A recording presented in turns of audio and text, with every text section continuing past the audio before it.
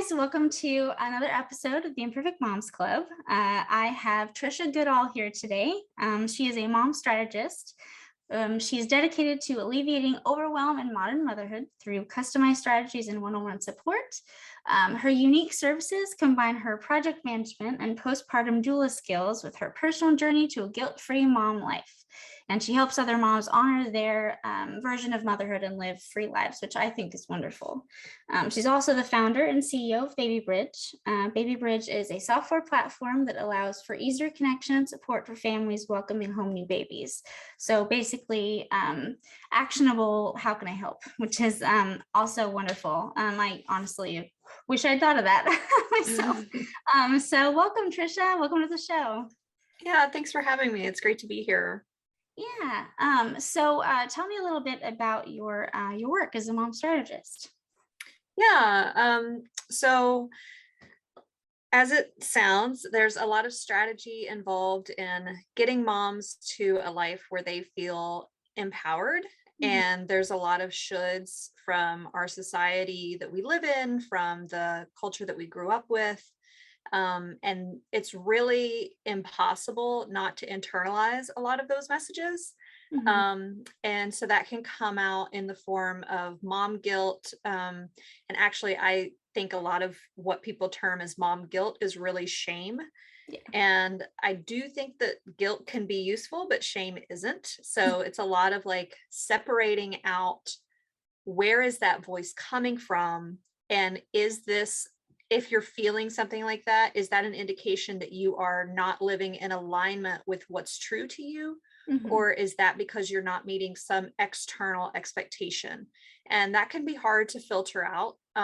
So I guide moms through that process and help them overcome that. And it's customized. So some people are like, I don't deal with mom guilt at all, but like, every time I try to buy something, it's this huge inner turmoil. And so then we might talk about finances and like the link between your emotions and that. And boundaries is a big one that comes up a lot for me working with moms, is how to set boundaries and also be loving and all of those things. And what some people, it's like, what is a boundary at all? I have trouble with boundaries myself. Yeah, it's hard. So it's just kind of like whatever is getting in the way. And a lot of times moms don't know. And that's kind of where the strategy and the consulting comes in, is like, I listen and I approach it with like open ears and an open heart and listen to people and sort of reflect back, like, this is what I'm hearing from you. And we have sort of a back and forth to get at what is causing the disconnect between how you want to live and how you are living. Yeah. And how do we take actionable steps to get where you want to be? Man, that's awesome. I'm like, can I sign up? Like, where can I sign up? I need help with like all of that stuff. I have a toddler and an infant, and I'm just like, it's like my second time around. So you'd think it'd be like easier this time, but nope. There's just there's the same amount of mom guilt, the same amount of shame. Just it's same stuff, just different baby. Yeah, same crap, different day, same stuff, different baby. Yeah, so great. And then I actually signed up for Baby Bridge. There was like a website, and it was sweet. So I signed up because I think it's awesome. So if you could explain what that is to the listeners a little bit more than I did. Right. So I started Baby Bridge based on what I felt like I needed when I was in postpartum phase. And I wanted to make something that was beyond meals. So there's Meal Train and there's Take Them a Meal, which a lot of people have used. There's like all sorts of different ways to do that. But just this idea that we do need meals and we need more. Yeah. And so combining that with this knowledge that when a mother has a baby, they have a 6-week postpartum check-in with their OB, and that's kind of it. And there's no other check-in for like, how are you doing? So Baby Bridge is a free to use service that sets up like you would set up a meal train. You set up a bridge for somebody or for yourself, Mhm. and you get a weekly check-in that's like, how are you doing? And then just check the box for what would be supportive of the family this week. Oh, wow. And then loved ones can, so it creates that sign up list that Meal Train or those software also create. Mm. But instead of setting it up once, it can change week to week depending on what the family needs. Wow. And it's really helpful for, like, if you have pets, you can sign up for dog walking, you can sign up for all sorts of Oh, different things, that's lawn awesome. care. Yeah. And so regionally, so you can use it anywhere, but I'm getting regional vendors. So we're starting in Charlottesville, Virginia. Oh. So because that's where I live. so so these regional vendors, it'll allow someone living in, say, Texas, to set up a meal, to send a meal or send lawn care or a house cleaner to somebody in Charlottesville. Oh, wow. And so they would just pay through the site and we would handle all the coordination. Wow, that's amazing. That's really Yeah. great. Can you also like sign up to like have a shoulder to cry on?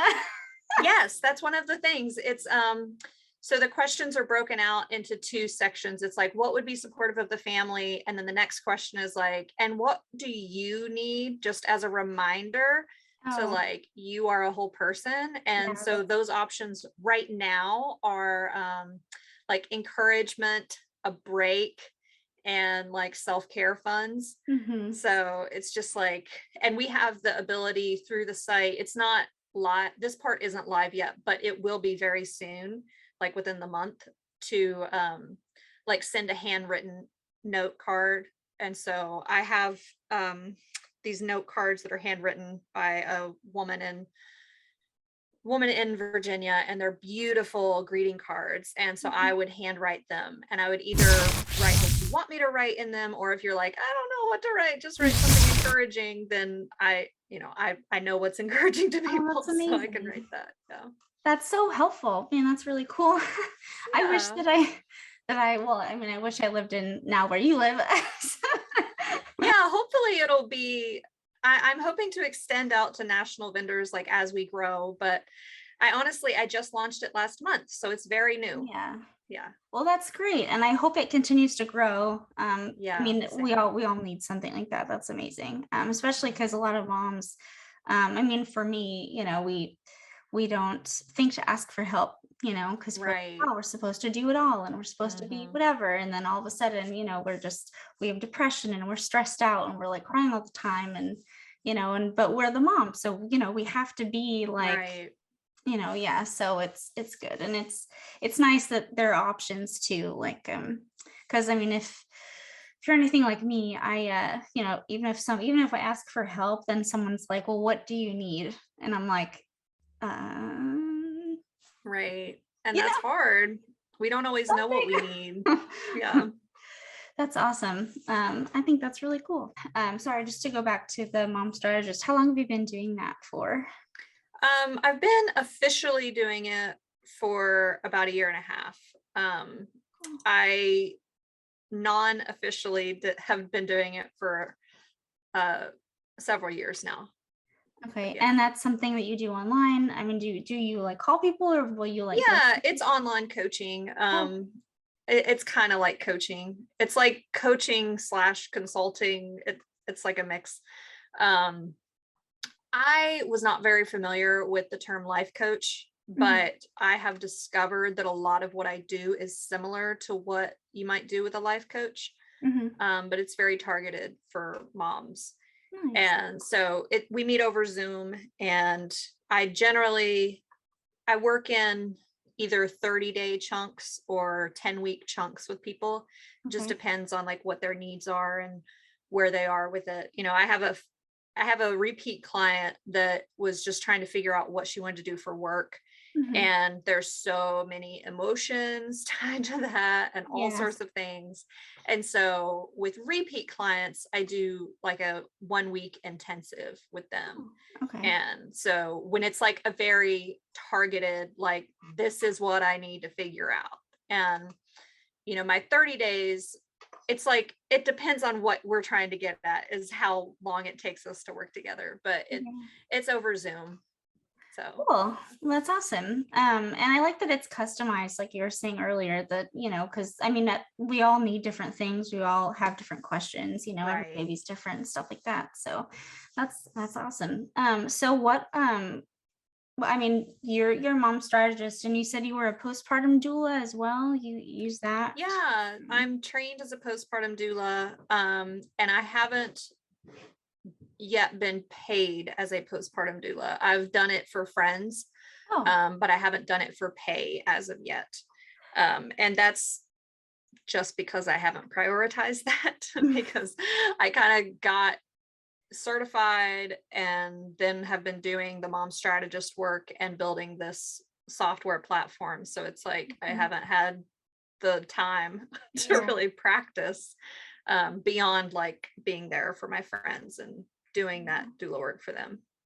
So I mean, maybe I'm maybe I'm an idiot, but can you explain like what exactly a postpartum doula is? But Yeah, no, you're not an idiot. I didn't know that it was a thing until like a year ago. And I was like, that sounds pretty cool. Cause I was describing like one of the ways that I love to help moms. And Mhm. they're like, oh, like a postpartum doula. And I'm like, who did a what?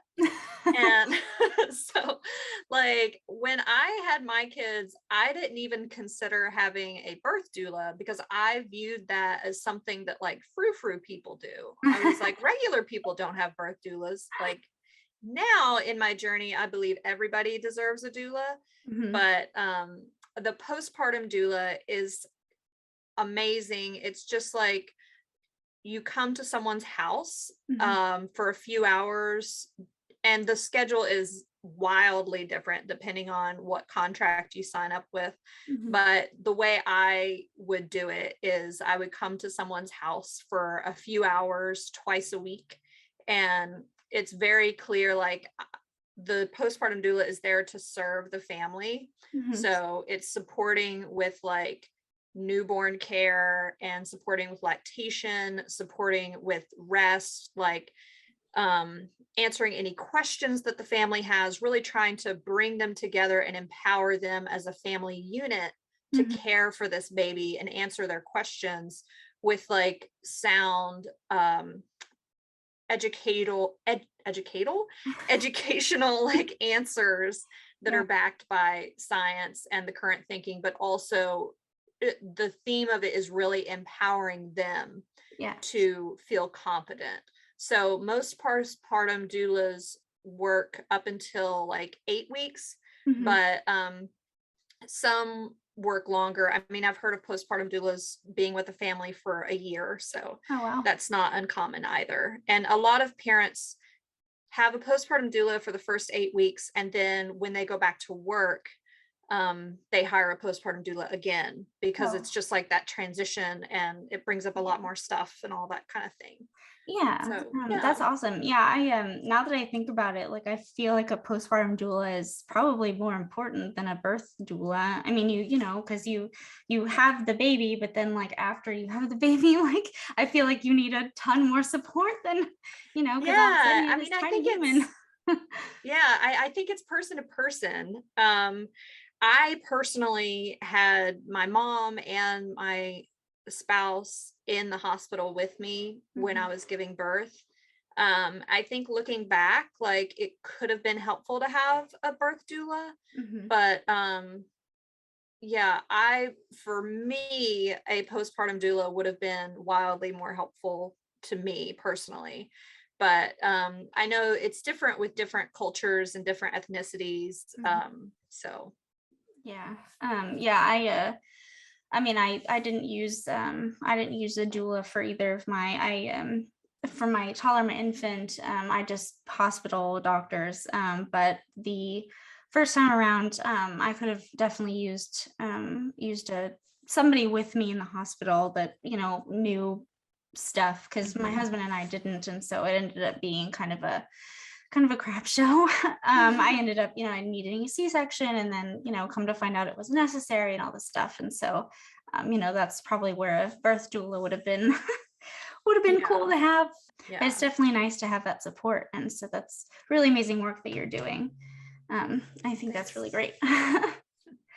Okay, so we're going to take a quick break, and then when we get back, we will discuss Trisha's story. So be right back.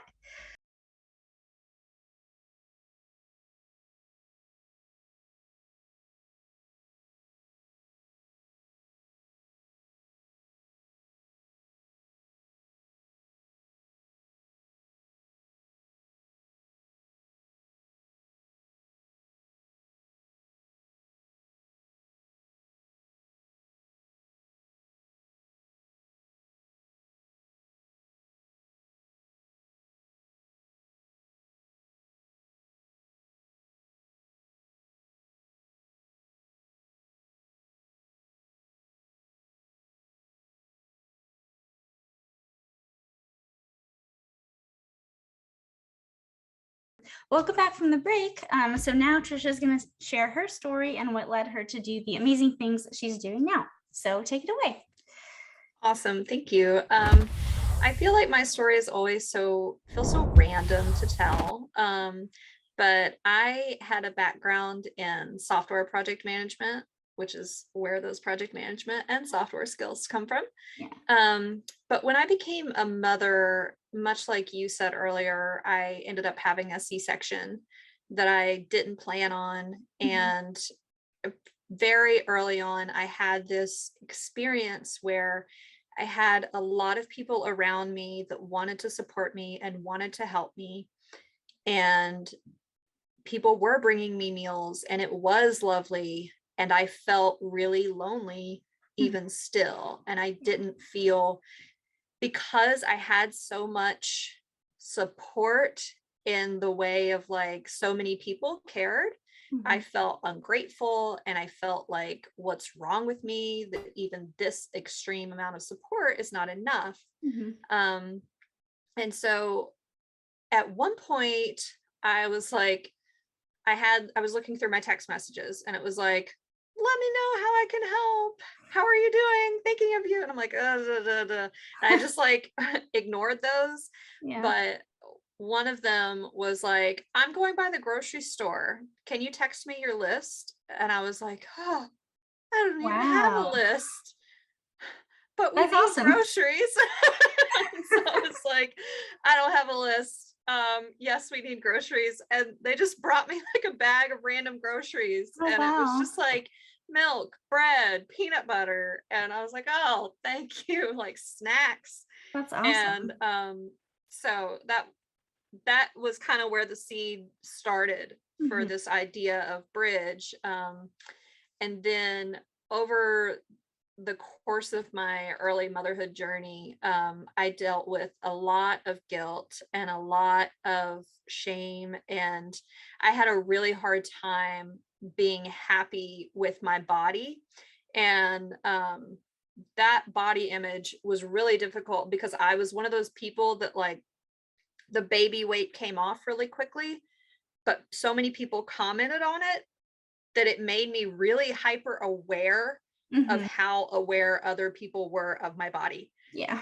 And it's just like when you're in that phase of where you're having babies and everybody that you know is having babies, anytime someone gets like a pooch, you're like, oh, I wonder if they're pregnant. And like, that's just the world I lived in for a while. And I almost kind of became obsessed with my body image. And then after my second child was born, when she was like, I actually developed postpartum depression when I returned to work after she was born. Yeah. And it was like, she was such an easy baby by comparison to my son. And so I think it was like, I'm sure that had something to do with it, but I reached out to my OB, got on, I think it was Lexapro, I'm not sure what it was, but I was on antidepressants for a few months, super supportive. And then shortly after that, probably a couple months, I was like, I don't really want to keep doing this work, but I'm afraid that if I stay at home, I'm going to go crazy. Yeah. And I did kind of go a little crazy, but I developed I got to enjoy like wonderful time with my kids Yeah. being a stay-at-home mom for a year. And then I slowly was like, okay, I want to do a little bit, but I only want to work like 5 hours a week. Mm-hmm. So I reached out to my network and started doing database consulting.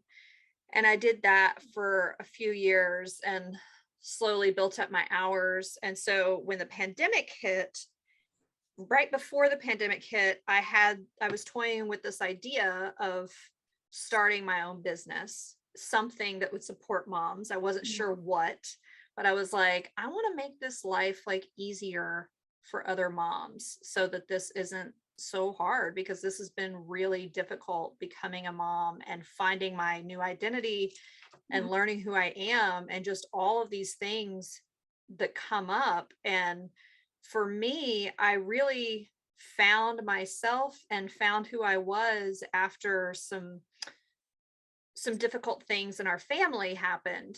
And the process of recovering from those difficult things is what really freed me from all the mom guilt and all the judgment and even the body image stuff. Like it freed me from all of those things. And I was like, I would never want anybody to go through that, but holy cow, why don't all moms have these tools? Like these tools have the power to free us from all this mom stuff, because I had been in therapy and like it was sort of helpful, but just I was never really, the term I always go back to is free. I never really felt free until I had to do this like really intensive recovery work. And so that is really when basically in the pandemic, my largest database consulting contract was put on hold indefinitely because of the pandemic. And I was like, now's a really good time to start something. So I bought like 10 books and read them and then did some research and then like occasionally freaked out and like applied for jobs and went on interviews.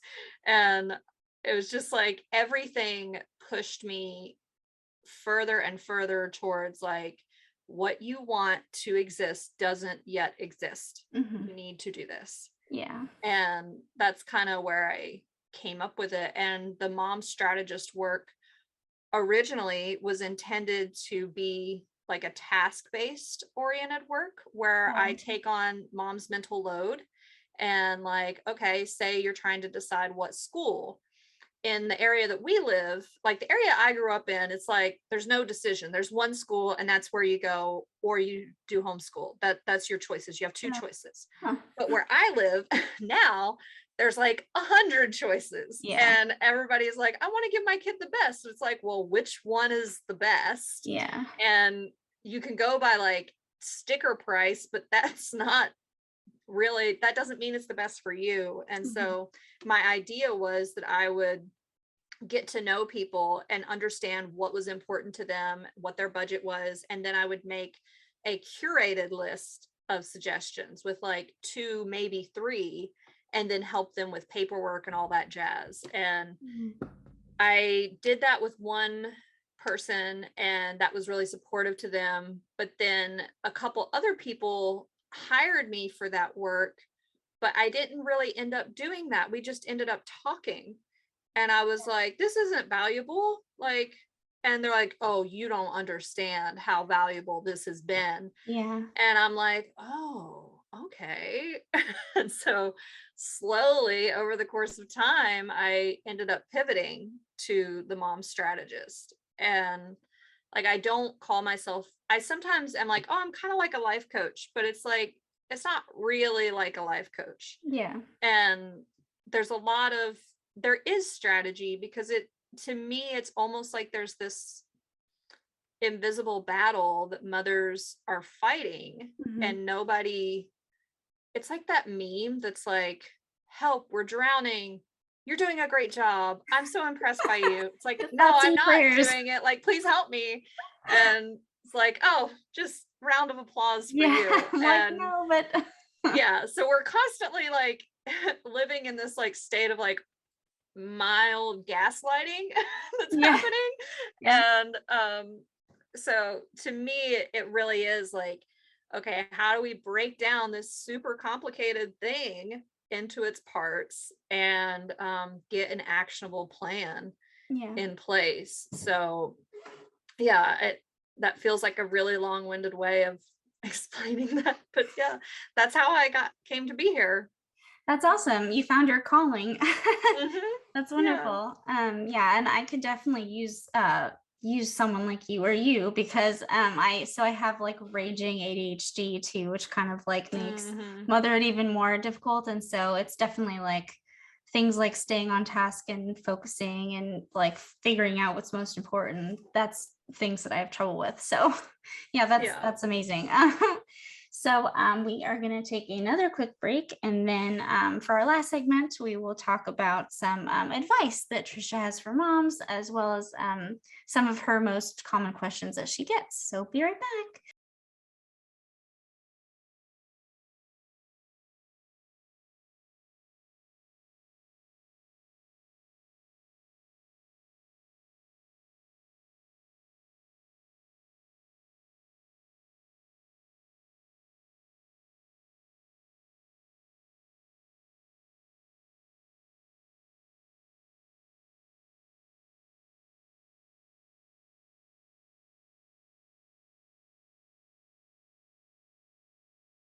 Welcome back to the show.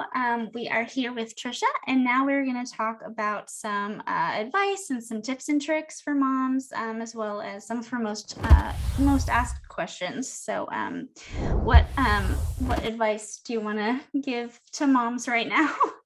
Yeah. I think the core advice that I always give is really that like you are already enough and all that you need is already there. It's inside of you.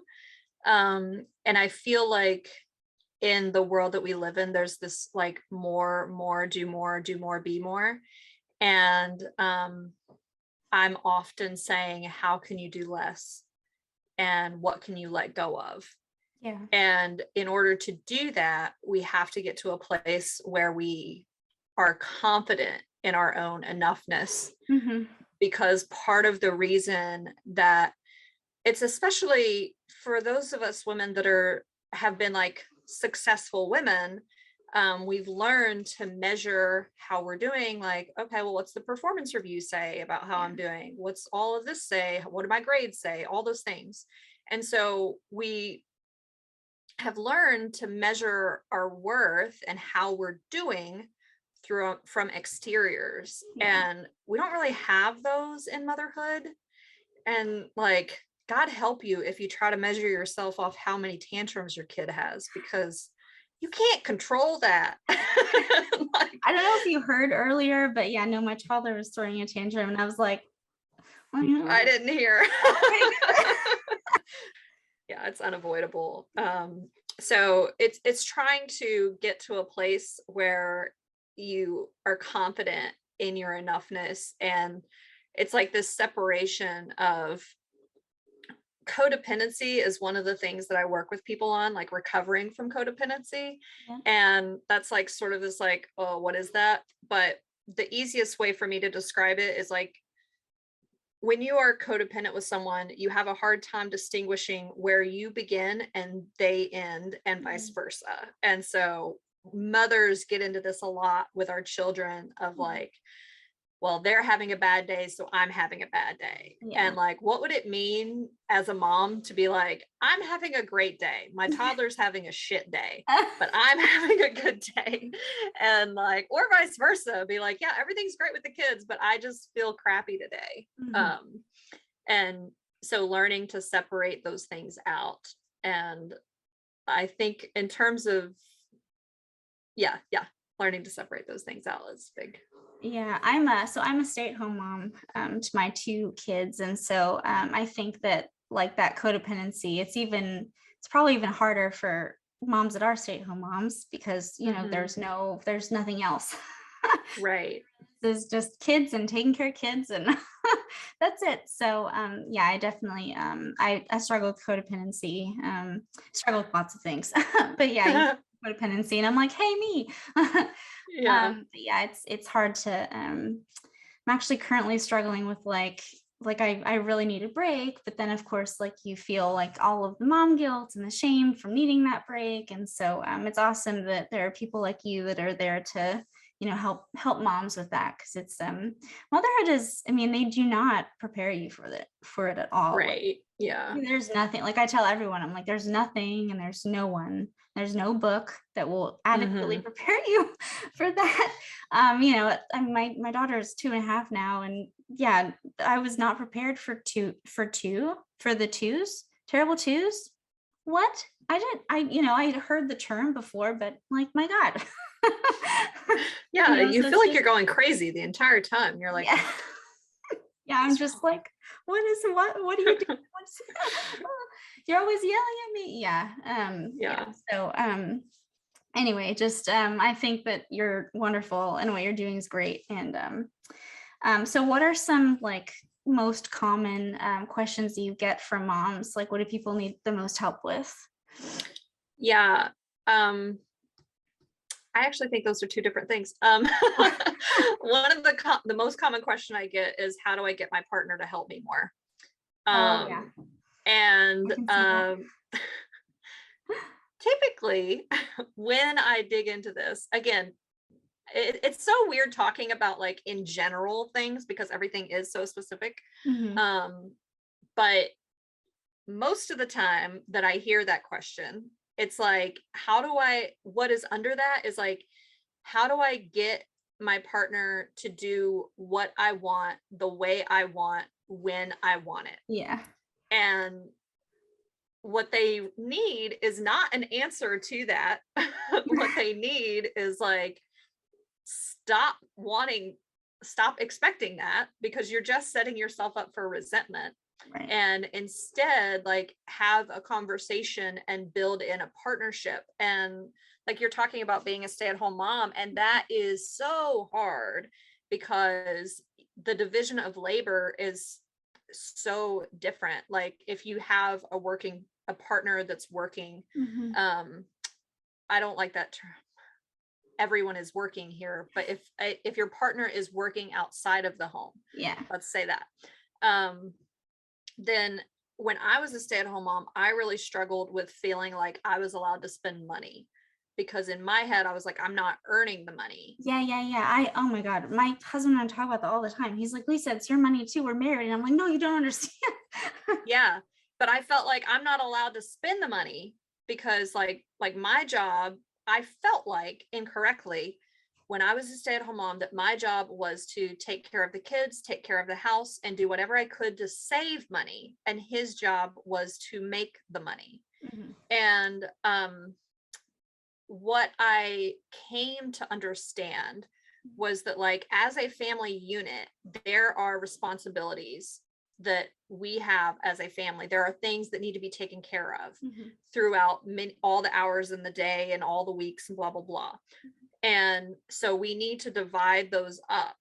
Now, if we decide collectively that it's important that the children be in gymnastics or whatever, just making that up. If we collectively decide that that's important, and then the question becomes, who is going to take them? And if that works out with my schedule and his schedule, then that works out. I think where it becomes difficult is that when you're a stay-at-home parent, the assumption is that you're going to be the one doing all the kid things. Yeah.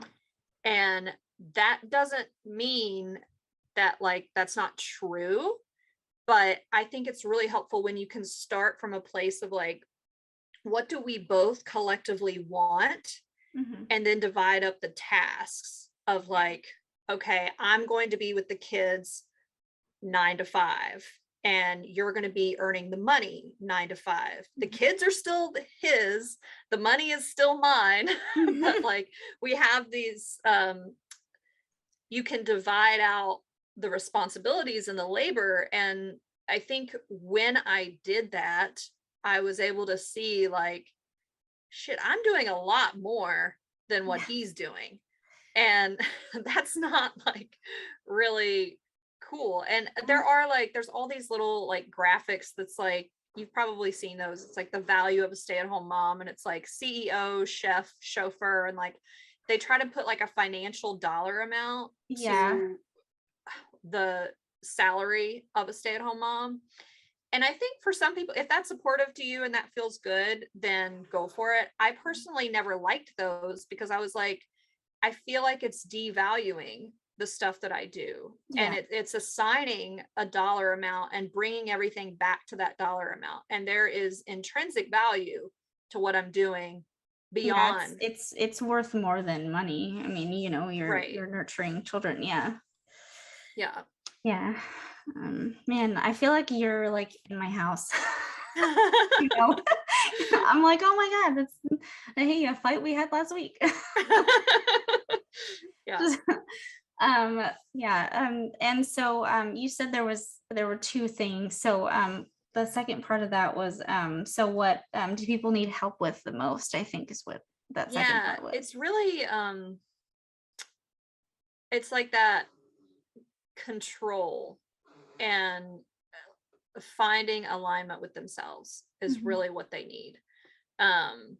Because I feel like, especially I see it more in hetero couples, because like I want one thing and I care about this, and he Mhm. wants another thing and he cares about this. And when I say something is important and he's like, why? My immediate reaction is to become defensive Mhm. and like, you don't understand, and like, what's wrong with you, and why are you a jerk? You know, all those things.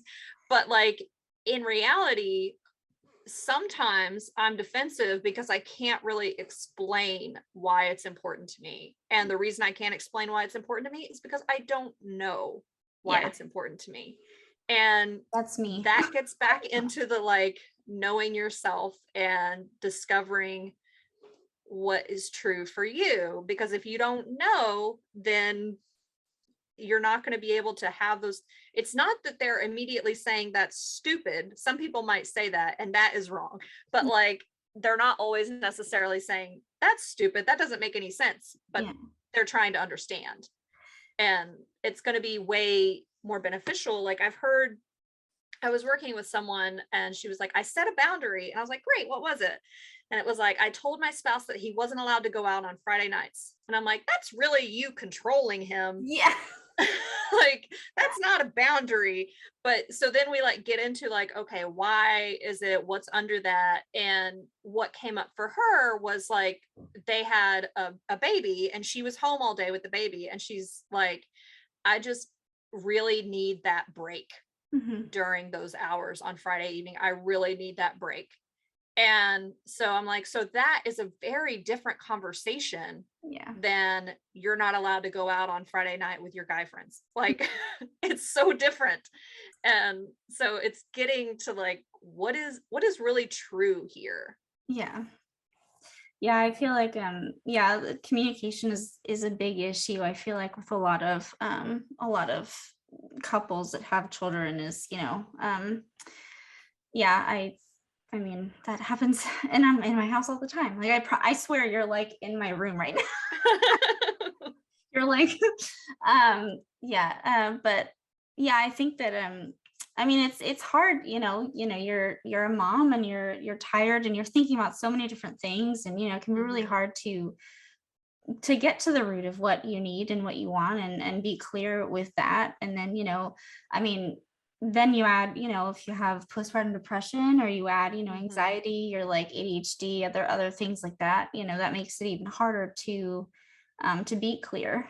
Like my Right. husband and I, we have trouble sometimes because I'll ask him something, but like I think I'm asking something, but in reality, like what I'm saying like isn't really a question, or it's not very clear, but like in my mind it is. But then so he Mhm. doesn't understand, and then I get irritated, and then it turns into a thing. And so yeah, it's Yeah. it's definitely yeah, I can definitely see that. Well, Thank you so much for that advice. And man, Yeah. like you're wonderful. And I will probably be hitting you up first. Before we leave, tell everybody how they can find you. Yeah. So I'm on social media. My handle is at Trisha Mom Strategist, and I spell Trisha with a SH, like shh, don't wake the baby. And my website is Trisha Goodall, and Goodall is just the word good and then all, like it's all good with Trisha. Maybe I should make that my website. That's I awesome. just gave I like myself that. an idea. And then the baby bridge is babybridge.app. So yeah. Oh, you're wonderful. Thank you so much for Thanks. joining the show. Yeah, this was great. It was great to chat and get to know you a little better. Yeah.